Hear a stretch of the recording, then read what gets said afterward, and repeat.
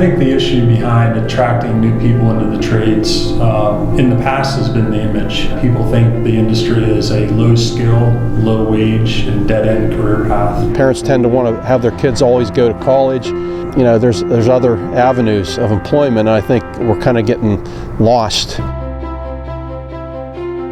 Future Road Builders is an online program, and it simulates a highway construction project, simulates what a carpenter, a laborer, an operator, truck driver would do.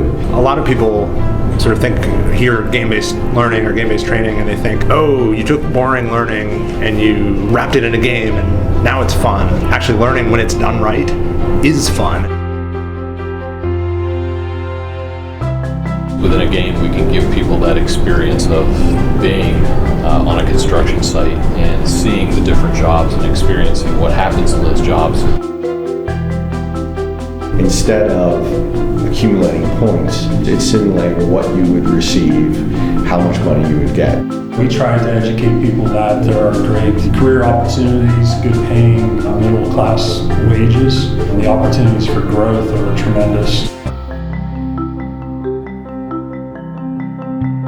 I was incarcerated, so I had no idea where I could be. I think Future Road Builders really needs to be something that's in every high school, on every computer. Can you imagine who you would be talking to right now if someone had told me, hey, there's the trades, or if Future Road Builders had been there when I was 18 years old?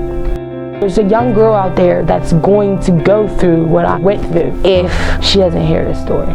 There's a young man out there that could possibly go through what I went through if he doesn't hear the story. They also just need to know that there's other options, that there's another way.